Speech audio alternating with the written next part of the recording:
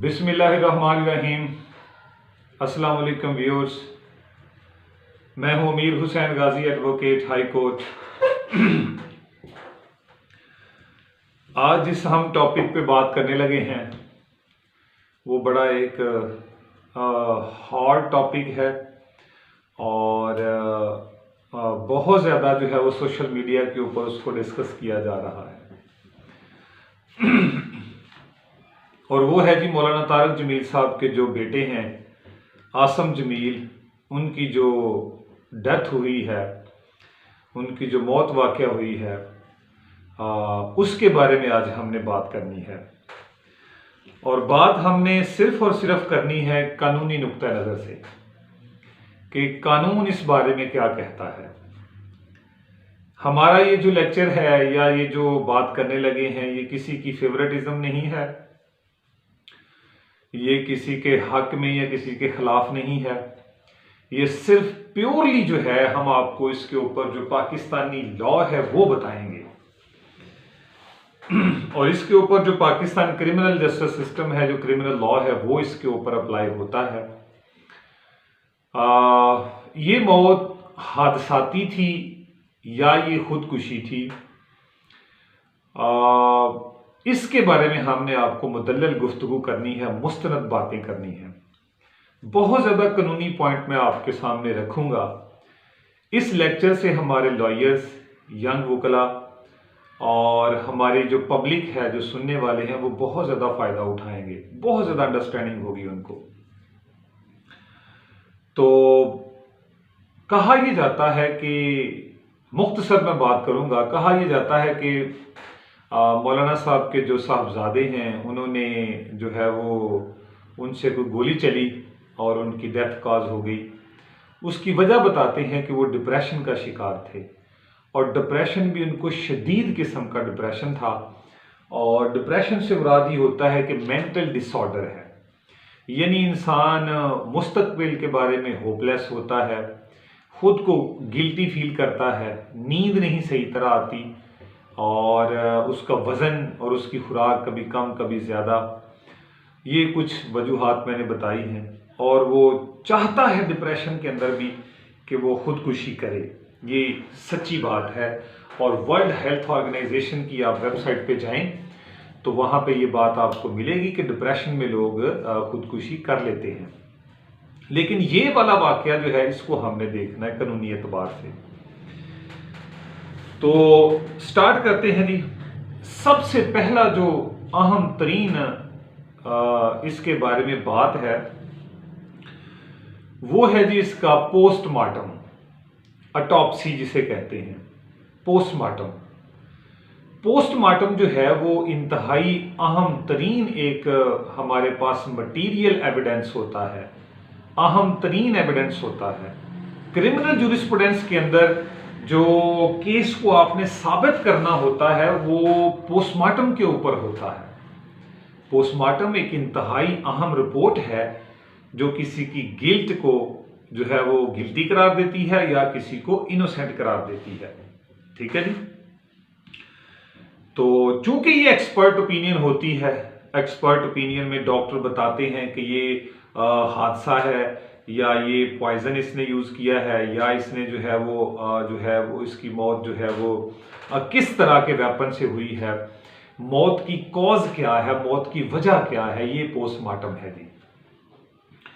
पाकिस्तान के अंदर पोस्टमार्टम जो है इसका law the code of criminal procedure 1898 है, हमारा ज़ाब्ता फौजदारी है, उसका सेक्शन 174 है। वो 174 जो है वो हमें काइंड्स ऑफ डेथ के बारे में भी बताता है और पोस्टमार्टम के बारे में भी बताता है। वहां पे लिखा है कि अमवात जो है या तो वो सुइसाइड है या किल्ड बाय अनदर है, यानी मर्डर हो गया, कत्ल हो गया, या डेथ बाय एनिमल है, डेथ बाय मशीनरी है, डेथ एक्सीडेंटली है या डेथ अंडर सस्पिशियस सर्कमस्टांसेस है। ये 5-6 वहां पे डेथ की काइंड्स लिखी हुई हैं या मोड्स ऑफ डेथ लिखे हुए हैं। और वहां उसी सेक्शन के अंदर जो है वो ऑटोप्सी यानी पोस्टमार्टम का कानून लिखा हुआ है। एक रेफरेंस ये है। दूसरा रेफर है जी कानून शहादत और सॉरी उसी कोड ऑफ क्रिमिनल प्रोसीजर में रहें तो सेक्शन 509 से लेके 512 तक एक्सपर्ट ओपिनियन है कि कोई भी जो है फिंगर प्रिंट्स के बारे में है या कोई केमिकल किसी ने खा लिया उसके बारे में वो अपनी राय कायम कर सकते हैं, एक्सपर्ट ओपिनियन दे सकते हैं। इसी तरह हमारा कानून शहादत ऑर्डर है 1984 का, उसका आर्टिकल 59 है, वो भी एक्सपर्ट ओपिनियन की बात करता है। तो पोस्टमार्टम है ही एक्सपर्ट ओपिनियन। इसके अलावा पुलिस रूल्स हैं 1934 के, उसका चैप्टर 25 है। इसी तरह high court rules and orders हैं, उनका चैप्टर 18 है। ये जितनी भी मैंने आपको बातें समझाई है ना, या जितना मैंने आपको लॉ बताया है, इसका मतलब ये हुआ कि पोस्टमार्टम जो है, ऑटोप्सी जो है, उसकी बड़ी अहमियत है क्रिमिनल केसेस के अंदर। ठीक है, ये एक बेस बनाता है जो क्रिमिनल केस की। ठीक है जी।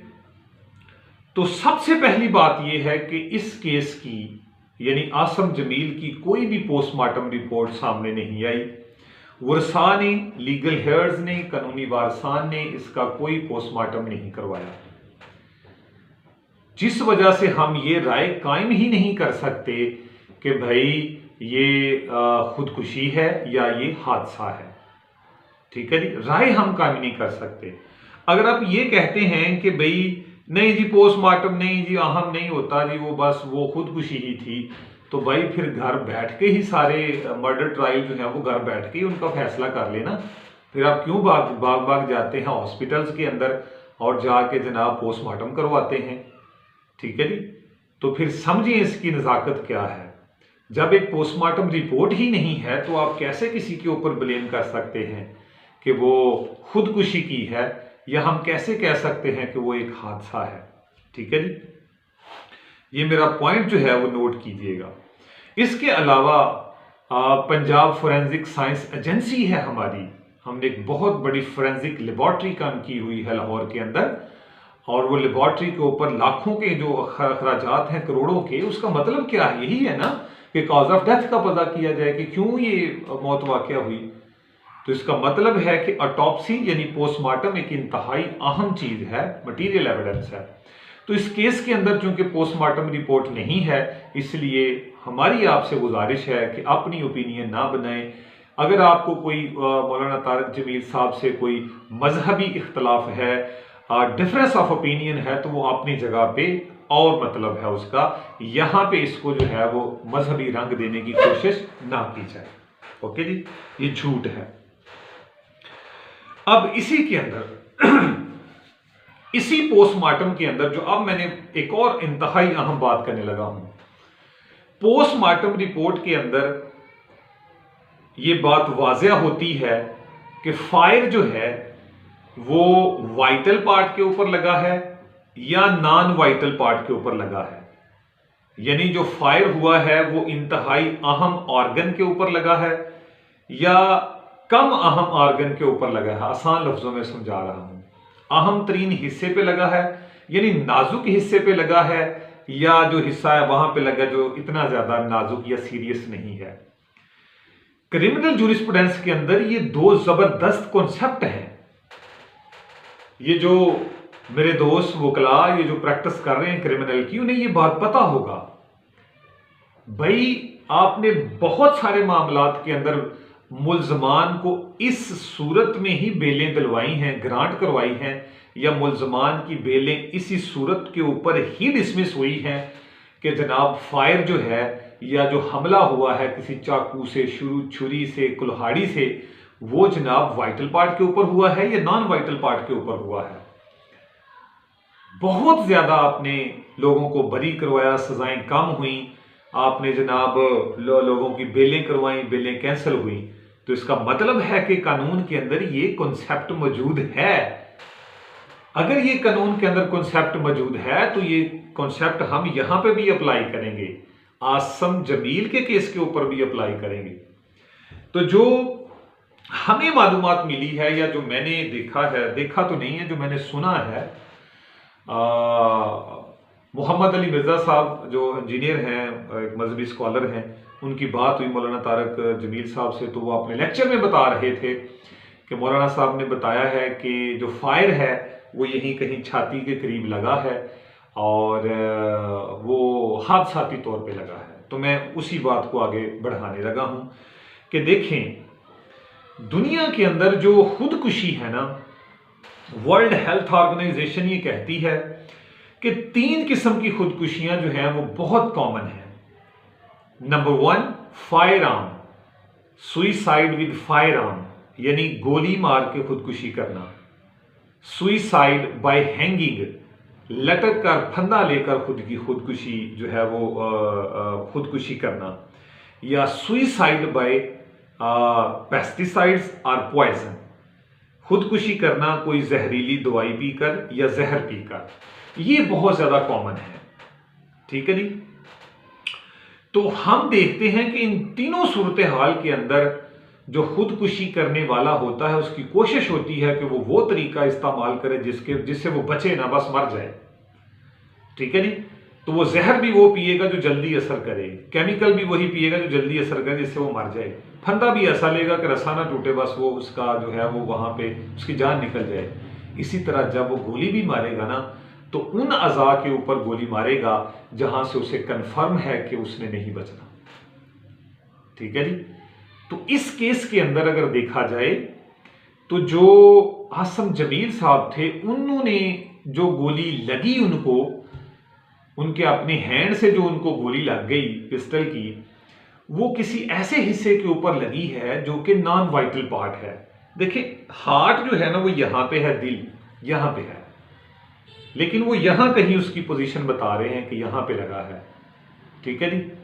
तो वो लगा भी हादसाती तौर पे, आगे चल के भी बताते हैं। चलें, वो नॉन वाइटल पार्ट के ऊपर हम उसको देख रहे हैं। तो चूंकि जो खुदकुशी होती है, मैंने जितनी भी यकीन माने प्रेसिडेंट्स पढ़ी हैं क्रिमिनल लॉ के अंदर, जितना भी कानून पढ़ा है, मैंने यही पढ़ा है कि खुदकुशी जब भी होगी पिस्टल से, वो कनपट्टी के ऊपर ही होगी या दिल के ऊपर जो है वो फायर कर दिया जाएगा। मारने वाला इस चीज के ऊपर श्योर होता है कि वो उस चीज के ऊपर ही हमला करे जिससे उसकी मौत वाकया हो जाएगी, ठीक है जी। ये कंफर्म बात है। इसमें मैं आपको एक बहुत जबरदस्त जो है वो प्रेसिडेंट सुप्रीम कोर्ट का एक फैसला सुनाने वाला हूं। क्योंकि मैं जो बात करता हूं, मैंने कभी जो है वो दुमदार सितारों की तरह इधर उधर से नहीं की। मैं अपनी बात को हमेशा जो है वो कानून और आइन के सामने ही देखता हूं, उसी को बयान करता हूं। हमारे पास एक केस है मोहम्मद इफ्तिखार बनाम सरकार।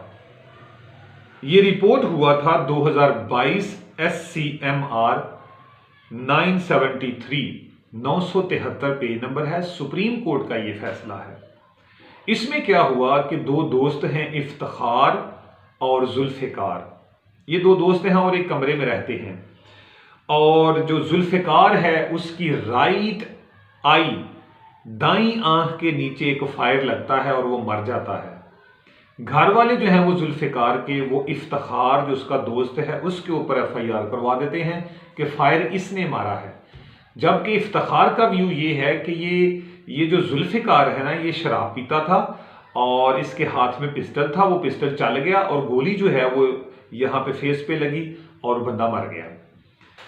फाइनल व्यू सुप्रीम कोर्ट ने दिया, क्योंकि हम फाइनल व्यू की बात करेंगे, सुप्रीम कोर्ट की बात करेंगे। फाइनल व्यू सुप्रीम कोर्ट ने लेटेस्ट जजमेंट 2022 की है, उसमें सुप्रीम कोर्ट ने यह करार दिया कि ये जो जुल्फिकार है, इसको जो गोली लगी है वो इसके इंतहाई अहम हिस्से के ऊपर लगी है। यानी चेहरा इंतहाई अहम है और लगी भी राइट आई के नीचे है, यहां कहीं लगी है।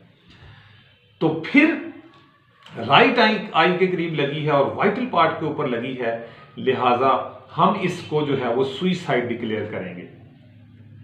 ये सुइसाइड है। और उन्होंने बड़ी जबरदस्त इसके ऊपर जो है वो जजमेंट भी लिखी, ठीक है जी। तो मतलब ये हुआ कि वाइटल पार्ट के ऊपर ही जो बंदा खुदकुशी करता है वो अपने ऊपर हमला करता है, ठीक है जी। तो अगर शदीद डिप्रेशन के अंदर आसम जमील ने ये काम करना था तो वो डेफिनेटली जो है वो अपने सर पे गोली मारता या अपने दिल के ऊपर उसको अटैक करता। ठीक है जी, मेरी लीगल ओपिनियन जो मैंने आप तक पहुंचा दी है, पोस्टमार्टम के हवाले से मैंने सारा कानून आपके सामने रख दिया है, ठीक है जी। और एक और बड़ी अहम गुफ्तगू या बात मेरी यहां पे सुन लें। जो खुदकुशी होती है ना, वो 3 तरीकों से जो है वो फायर किया जाता है। एक होता है जी क्लोज शॉट, यानी पिस्टल जो है वो बॉडी के साथ लगा दिया है, क्लोज शॉट या कॉन्टैक्ट शॉट इसे कहते हैं, बिल्कुल साथ लगाया और फायर मार दिया। और दूसरा होता है नियर कॉन्टैक्ट, यानी नियर क्लोज रेंज। यहां पे क्या होता है कि जो जो पिस्टल है, पिस्टल का मुंह जो है, मुजल जिसे हम बोलते हैं, मुंह जो है वो 1 या 2 इंच जो है वो बॉडी से दूर होता है और वो खुदकुशी कर लेता है। तीसरा है, ये इन दोनों के अंदर जो है, इन दोनों व्यू को देखें, कॉन्टैक्ट यानी जिस्म के साथ अटैच करके या 1 या 2 इंच हटा के अपने आप को मारना। इन दोनों की पहचान ये होती है कि जो जहां पे फायर लगा है वो जगह ब्लैक हो जाती है, जहां पे फायर लगा है वो जगह जो है वो बैरल जहां से गोली निकलती है उससे बड़ा उसका सुराख हो जाता है, स्टिलेट हो जाती है। स्टिलेट जो वहां पे जगह है जहां पे फायर लगा है वो स्टेलेट हो जाती है। स्टेलेट का मतलब ये होता है कि वहां पे जगह जो है सितारे की मनिंद फैल जाती है, जिस तरह स्टार होता है, सितारा होता है, उसकी मनिंद फैल जाती है। और पिंक कलोरेशन होती है। और वहां पे जो हेयर्स अगर पास पास हैं तो वो हेयर्स जो हैं वो जनाबे वाला वो जल जाते हैं, जिल्द जल जाती है, टैटूइंग हो जाती है, टैटो की तरह बन जाती है। और जो पार्टिकल्स हैं, जो गैसेस हैं, वो अंदर दाखिल हो जाती हैं, ठीक है, जिस्म के अंदर, टिश्यूज के अंदर दाखिल हो जाती हैं। बहरहाल ये मेरा टॉपिक नहीं है, किसी और दिन बात करेंगे इसके ऊपर। तो ये सारी चीजें जो हैं वो उस वक्त क्लियर होती हैं जब पोस्टमार्टम होता है। तो पोस्टमार्टम है ही नहीं, तो अब हम कैसे कहें कि ये जो है वो कॉन्टैक्ट शॉट है या ये डिस्टेंट शॉट है। तीसरी जो बात थी वो डिस्टेंट शॉट था, यानी दूर से फायर करना, उसके कुछ और असरात होते हैं। तो एक नुक्ता मैंने आपको समझा दिया, पोस्टमार्टम नहीं है तो फिर मफरूजों के ऊपर बात ना करें। मफरूजे जो हैं, प्रिजम्पशंस जो हैं, उनको कोऑपरेटिव होना चाहिए, यानी प्रिजम्पशन के साथ साथ आपको जो है वो उसको साबित करना है अदर देन सबूतों से, ठीक है जी।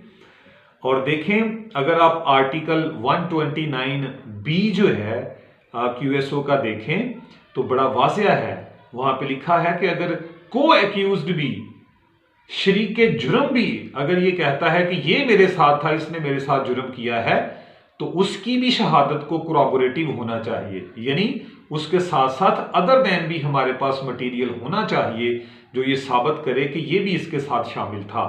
यहां तक सीरियसनेस मौजूद है। तो एक पॉइंट मैंने कानूनी क्लियर कर दिया। दूसरे पॉइंट के ऊपर आए, वो है the production of witness in the witness box. चालान जब फाइल होता है ना जी, या क्रिमिनल ट्रायल चलता है, वहां से ले लें, तो वहां पे FIR हिस्सा होती है, पुलिस की इन्वेस्टिगेशन होती है, मेडिकल रिपोर्ट होती है, उसके साथ साथ गवाहान हमने पेश करने होते हैं। गवाहान जो हैं या विटनेसेस जो हैं वो बहुत अहम हिस्सा है हमारी क्रिमिनल ट्रायल का। जहां पर पोस्टमार्टम है वहां पर गवाह भी बहुत अहम है। तो 2 गवाह यहां पे गवाहियां नोट कीजिएगा, बड़ी अहम गुफ्तगू है। एक है बंदा जी जो उनका कजन है और एक उसका भाई है।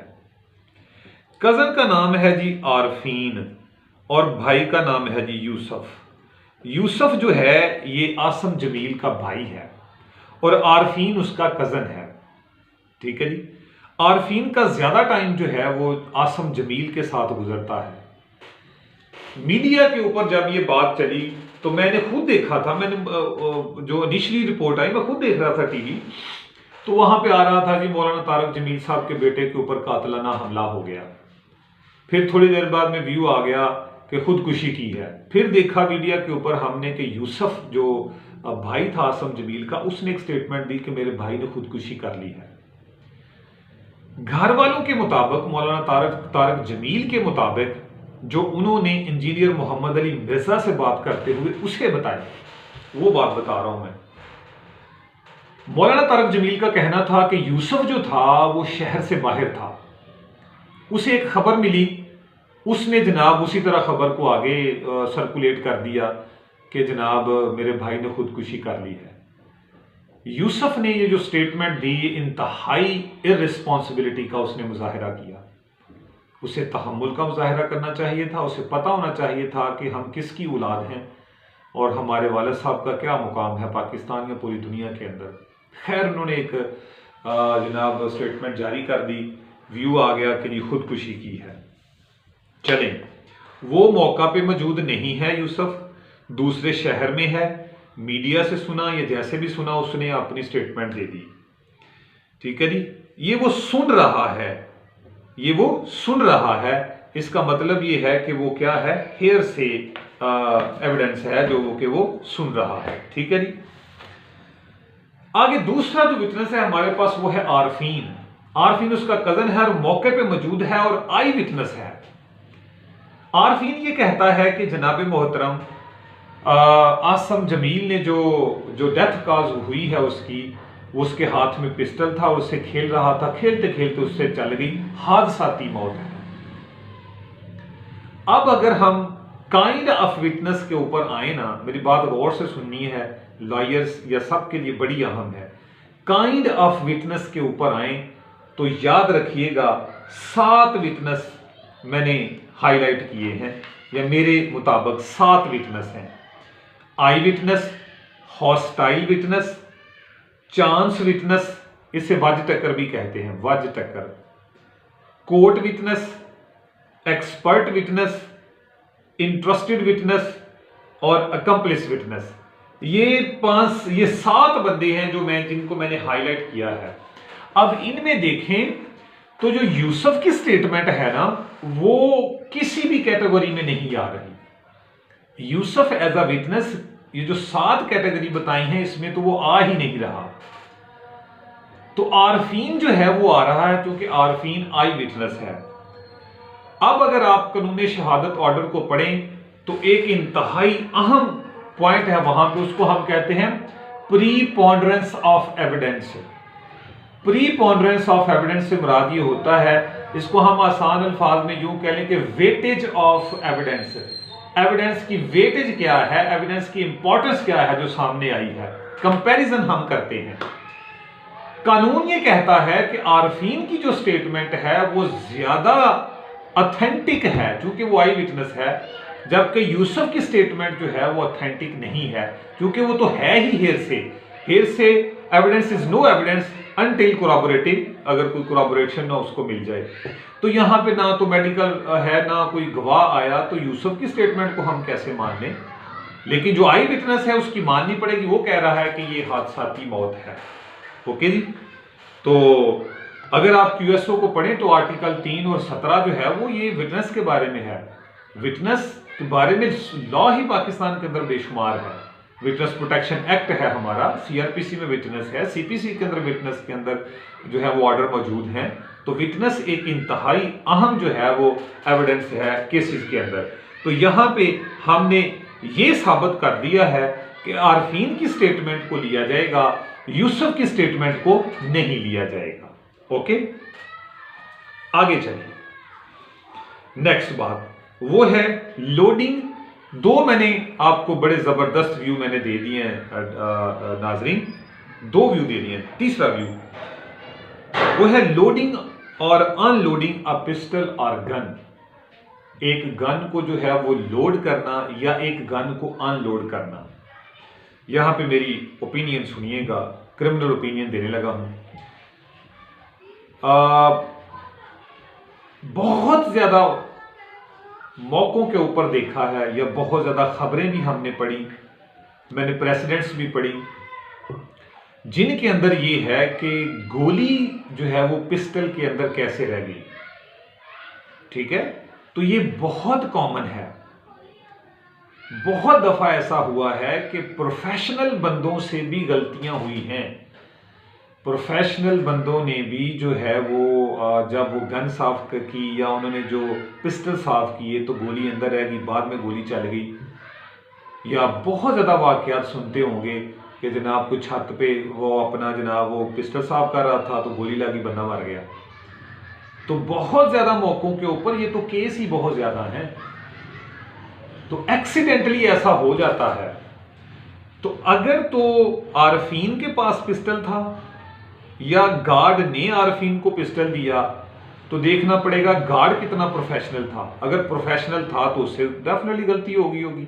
अगर अनप्रोफेशनल था तो वो भी एक गलती है, ठीक है जी। लेकिन देखा जाए पाकिस्तान के अंदर तो ये तो गार्ड जो है ना, इनका भी बुरा हाल है, इनकी कोई ट्रेनिंग नहीं होती। तो वो गन का लोडिंग होना या अनलोडिंग रह जाना, ये कोई बहुत बड़ी बात ना करें कि ये कोई झूठ है, गोली कैसे रह गई। भाई वाकयात ही बहुत ज़्यादा हैं। हम चूंकि वकील हैं और हम इस प्रैक्टिस के अंदर मौजूद हैं जहां पे बेशुमार केसेस हम देखते हैं, ठीक है जी। तो गोली का अंदर रह जाना ये कोई बहुत बड़ी बात नहीं है, ठीक है जी। फिर गोली का चल जाना ये भी कोई बड़ी बात नहीं है, ठीक है जी। तो तीसरी बात जो है वो मैंने दे दी है आपको। इसके बाद जो डियर स्टूडेंट्स बात होती है वो ये है कि ब्लेम करना। बहुत ज़्यादा जो है वो हम चीज़ों को देख रहे हैं कि मौलाना तारक जमील साहब को जो है वो ब्लेम किया जा रहा है कि वो बहुत अच्छे एक मजहबी रहनुमा थे, लेकिन वो घर की जो है वो तरबियत ना कर सके या जो कुछ भी है। तो भाई ज़रा क्रिमिनल लॉ के अंदर मैं बात बताने लगा हूँ आपको। क्रिमिनल लॉ के अंदर जो लाइबिलिटी है वो उसी के ऊपर है जिसने एक्ट किया है। उसकी लाइबिलिटी किसी दूसरे के ऊपर नहीं डाली जा सकती। जो एक्ट करता है वही उसका रिस्पॉन्सिबल है। मसलन एक मुल्जम ने जो है वो कत्ल किया, वो पकड़ा गया, जेल में चला गया, जेल में उसकी जो है वो नेचुरल डेथ हो गई। तो क्या वो मुल्जम मर गया तो आप उसके बच्चे, बहन भाई, बेटे बेटियां, भाई माँ बाप उसको पकड़ लें? नो, उसकी लाइबिलिटी वहां पे खत्म हो गई है, ठीक है। ये क्रिमिनल जूरिस्प्रूडेंस के अंदर है। तो जो डूअर जो भी करके गया है वो उसका रिस्पॉन्सिबल है। उसने जो है वो हर हाल में उसका जवाब देना है। उसका जवाब जो है वो मौलाना तारक जमील ने नहीं देना, ठीक है जी। तो ये जितनी भी मैंने बहस आपको सुनाई है, बताई है, ये बहुत ऑथेंटिक सुनाई है। और फिर आ जाएं आगे कि क्या मुल्की कवानीन के मुताबिक सुइसाइड एक जुर्म है या नहीं है। भाई देखें, दो पहलू हैं। एक मजहबी पहलू है। मजहबी पहलू के मुताबिक, इस्लाम के मुताबिक ये तो है ही हराम ना, सीधी सी बात है। लेकिन कानूनी पहलू के अंदर आए तो भाई पाकिस्तान पिनल कोड के अंदर सेक्शन 325 था और वो था अटेम्प्ट टू सुइसाइड। वो अटेम्प्ट टू सुइसाइड जो है वो भी सेक्शन खत्म कर दिया हुकूमत ने। ये पिछले दिनों जब ये बेरोजगारी बढ़ी, उन्होंने कहा सारे मरो, सारी खुदकुशियां करो, ठीक है। तो ये जुर्म ही खत्म कर दिया गया है पाकिस्तान में। 325 सेक्शन अटेम्प्ट टू सुइसाइड खत्म कर दिया गया है। ये पाकिस्तान के अंदर जुर्म ही नहीं है। और सेक्शन 40 है पाकिस्तान पिनल कोड का, वो कहता है कि जो बात पीपीसी के अंदर लिखी गई है ना, अगर किसी ने वो बात कर दी ना, वो काम कर दिया या एक्ट कर दिया, वो जुर्म होता है। तो ये तो एक्ट है ही नहीं, तो फिर ये जुर्म भी नहीं है। इसी तरह सेक्शन 84 है पाकिस्तान पिनल कोड का, वो कहता है कि unsoundness of mind, unsound mind person अगर कोई एक्ट करता है तो वो एक्ट जो है वो जुर्म नहीं होता, ठीक है जी। वो जनरल एक्सेप्शंस के अंदर फॉल करता है, ठीक है जी। तो यहां पर भी देखें तो जो एक्ट हुआ है वो मेंटल डिसऑर्डर में हुआ है, यानी वो अपने स्ट्रेस की वजह से जो वो एक्ट कर रहे थे, जो वो खेल रहे थे, वो नहीं जानते थे या उनको नहीं पता था कि ये जो मैंने पकड़ा हुआ है या इसको जो मैं जो उसका ट्रिगर जो है मैं दबाऊंगा तो इसके क्या असरात होंगे, ठीक है जी।